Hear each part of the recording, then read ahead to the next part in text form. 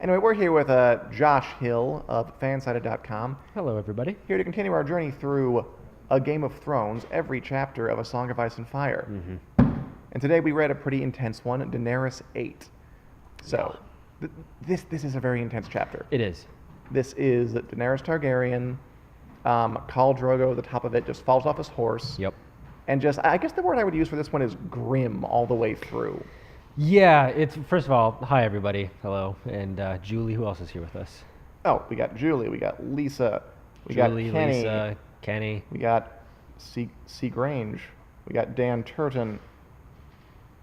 C. Grange is Mark Fun. We got plenty of folk. Plenty of folk. And to all of those people, first of all, hello. And second of all, I would agree with you.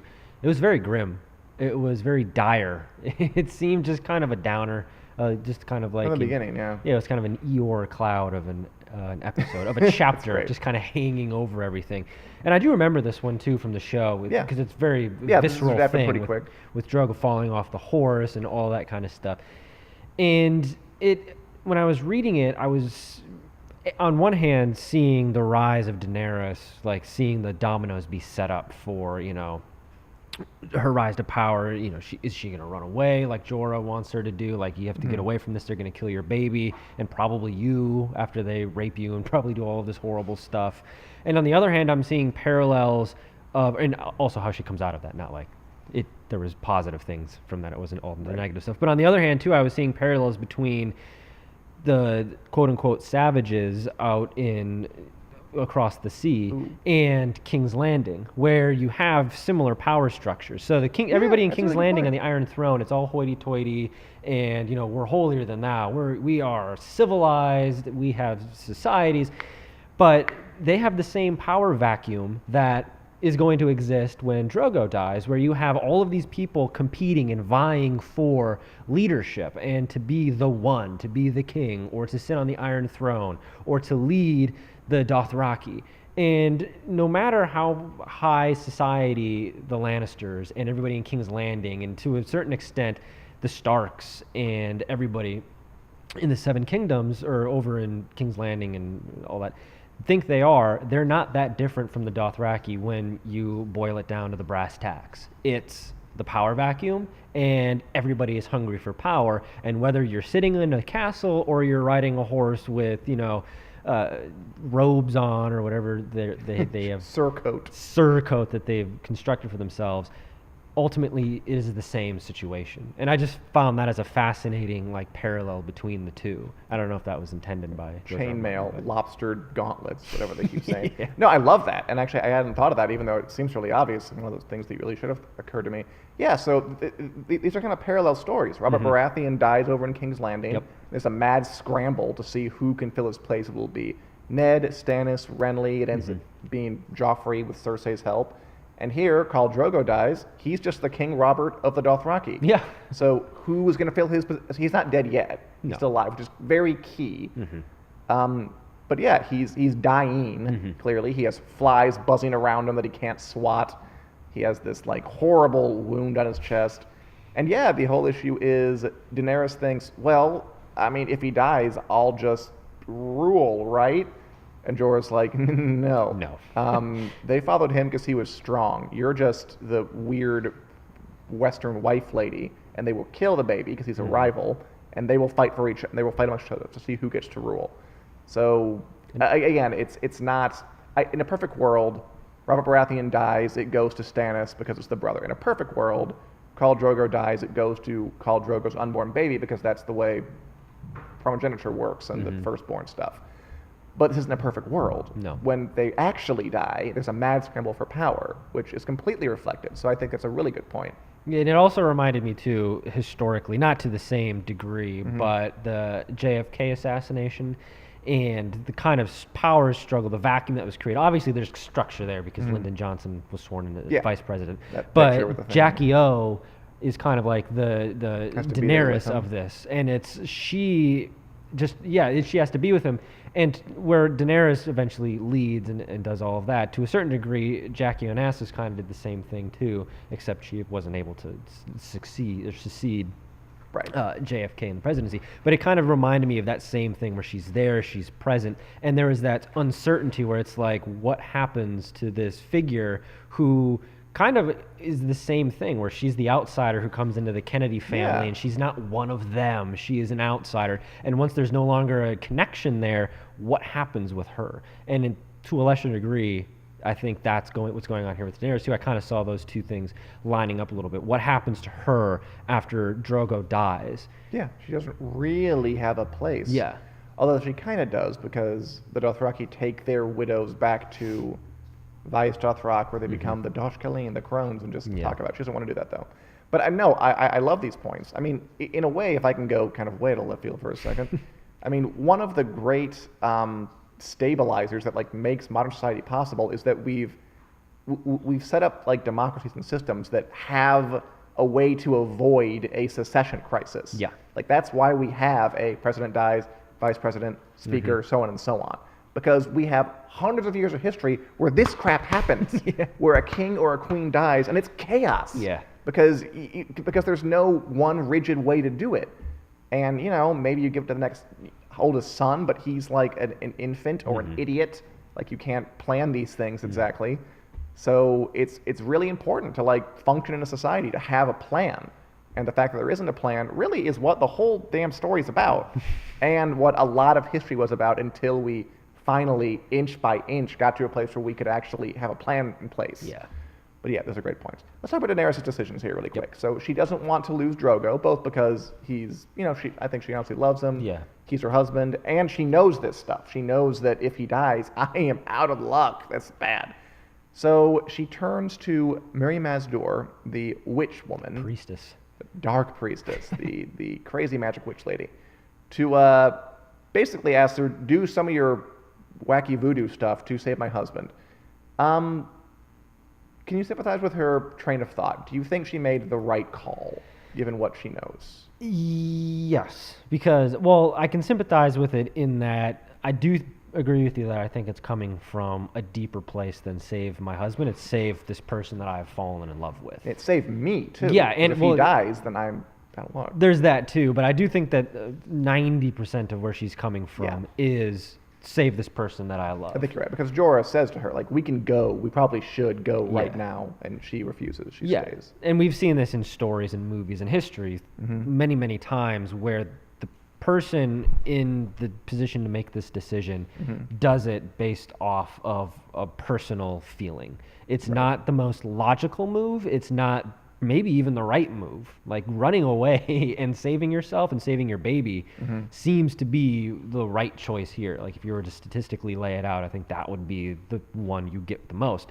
Whereas this is an option she has. Yeah, it's the best option. But this is more of a coming from the heart type of thing. And I can really relate to that, and I can really kind of respect that, because that's just Daenerys stripping away all of everything that she is and saying, just please save this person that is with me on this journey, both literally and figuratively.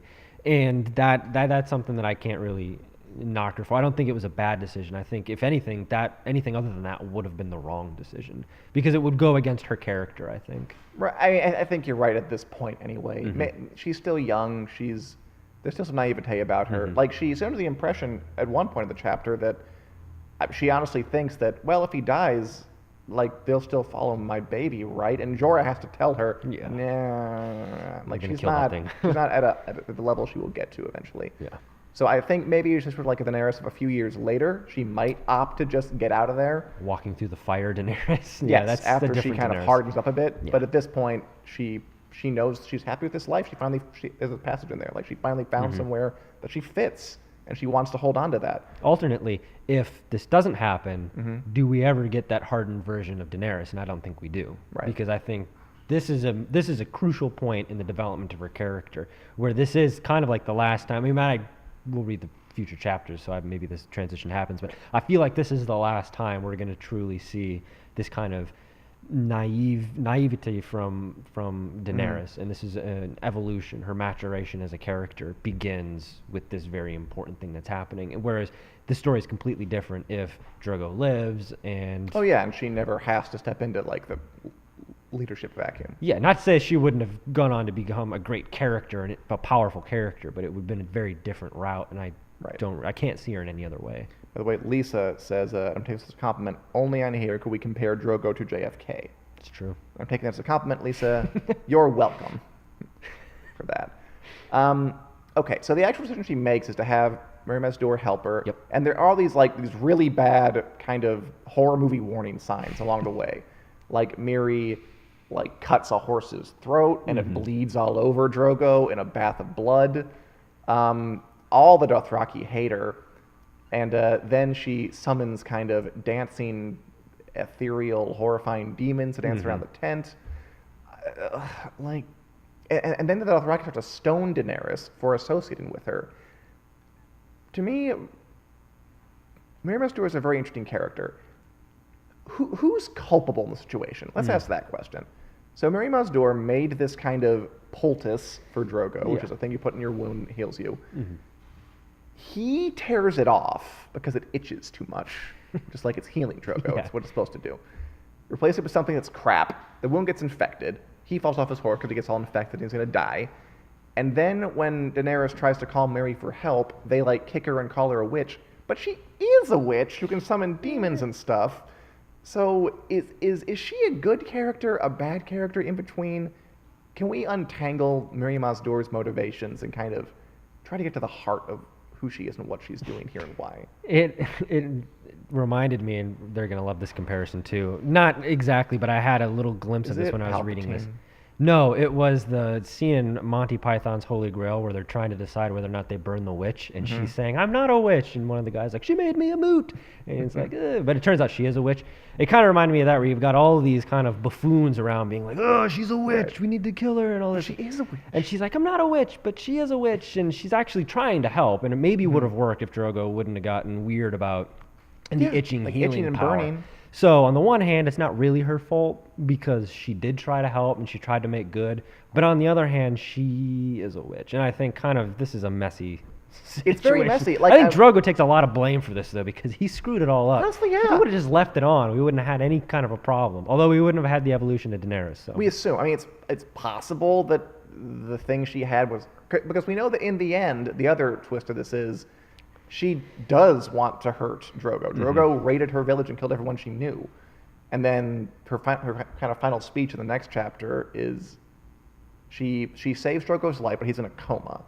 Daenerys is like, "How could you do this?" And she's like, "Oh, I'm sorry. He raped and killed all my friends and raped me a bunch. I'm sorry I didn't treat him better." And it's like, I guess I can't be too mad at you for that. But I find it hard to untangle her motivations because I'm not sure if she really was helping with that. It seemed like she was. When I go through the list, it's like I can't really find a thing that she does wrong up to this point, except maybe tell Daenerys that the spell won't cost your life. There's a bit where she's up front, she says, "Daenerys, the spell's bad. It's going to cost a life." And Daenerys is like, "My life?" She's like, "No, you'll be fine." But she doesn't tell the catch, which is your baby's probably going to die, and Drogo's going to be a vegetable. So I hope you're happy with that. But at the same time, Daenerys, she does tell Daenerys there will be consequences, bad ones, going to cost a life, and Daenerys is like, "Do it anyway." So I don't think she's that culpable, or at least it's hard to separate her culpability from Drogo's culpability, and even Daenerys' culpability for engaging her services. Yeah. I don't think anyone is 100% at fault entirely. No. Or maybe if the Dothraki wouldn't have stoned Daenerys and they could have had the birther women weren't too terrified to talk to her and help her, she wouldn't have had to be carried into the creepy, spooky ghost tent. It's true. Where other bad things will happen to her in there. Although if you didn't have any of the raping and pillaging, we wouldn't have had any problems to begin with. So if we're going to retroactively go back and change Dothraki culture and rituals, I think that's where I would start. But again, I think that's one of the great things about the books, right? Is that it's usually this hard to kind of pull apart the motivations and assign blame. Because the reality is, I think, in life and in these fantasy books, blame's more complicated than that, and it's spread among many people. Yeah, I agree. You guys say something? No, I agree. Cool. Great. Great points. The final thing I want to bring up about this chapter is the magic bits. Again, Game of Thrones, especially the first book, is light on the magic.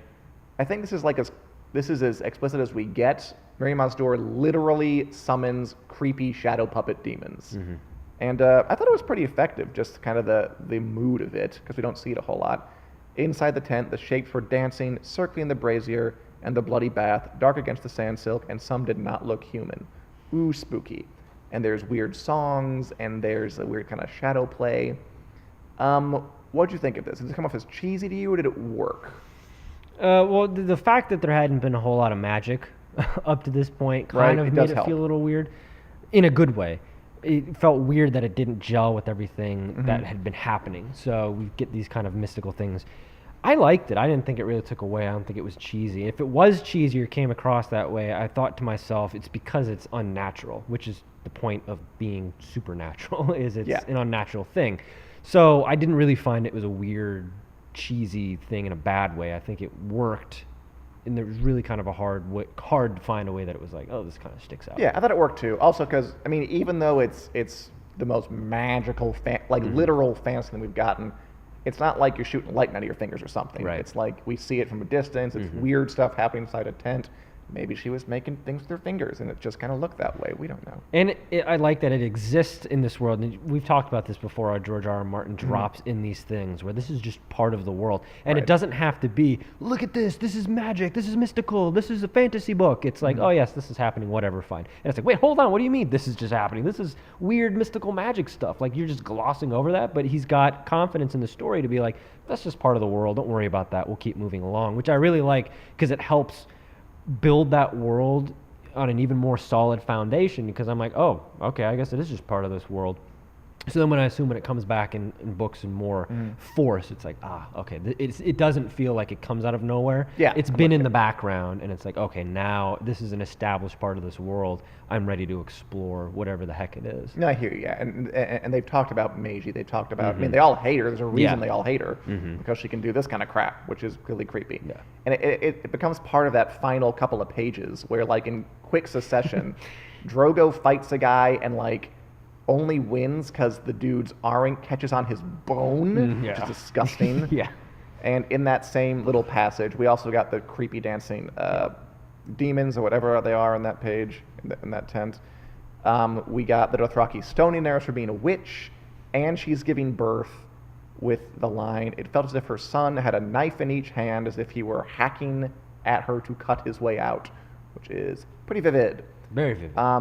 Like that final page and a half is just one intense, very sensory, grim image after another, and really kind of makes a great train to the end of the chapter. And it ends on just a bleak, dark note. Yeah. I think it's a pretty good way to end. Yeah, and it's like all of the things happening at once, and all of these bizarre things happening at once it kind of caps off the chapters in a weird fever dream type of way, which again, dream-like. Yeah, but like nightmare-like. Yeah, very weird. And also, I don't know if George R. R. Martin did research on childbirth or anything like that, but that maybe would have been a good place to start if he's going to be very visceral about making it sound even more terrible than it already sounds like it is to experience. But I mean, I don't know what it feels like. I don't either, and I hope he did some research. I hope that's he a very consulted visceral a thing that is clinician. stuck in my brain now. Right. So yeah, There was a bunch of that. The knife getting caught on the bone stuck with me. it was very. In the show, it just gets caught on his armor.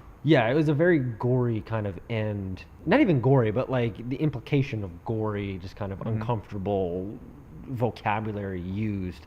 And again, that's a testament to George R. R. Martin, because he's using these words, and I found myself kind of like cringing and writhing a little bit, like, oh, just like Yeah, it happens the things. occasionally. So Yeah, if it was anything, it that's was good. like a horror flick at the end of it there. And we talked about how the show kind of borrows different genres. I thought this was as I like close as that. come to gothic horror.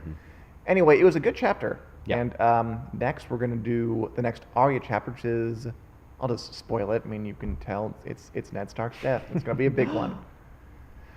And that'll be next week. Anything you want to say about this chapter, Josh? No, it was Daenerys set the VIII. bar high for the Ned chapter. Yeah, So. good stuff. Good lead-in. But thanks for joining us, everybody. We're going to be back next week at Wednesday at 4 o'clock for more Songbirds and Fire news, more Game of Thrones discussion, more Song of Dan and Josh.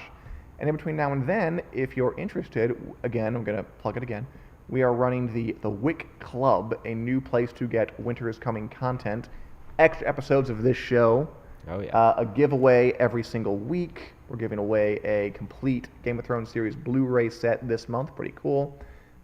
Stickers, extra columns, T-shirts, and at the highest level, a drunken discussion with me, a live stream where we talk about whatever, and who knows what that's going to be like. That's So, top dollar. It is That's top top dollar entertainment. I don't do that for just anything. So head to winteriscoming.net, Wick Club, to see what that's about. Hope to see you there. And thanks a lot, and we'll see you again next week.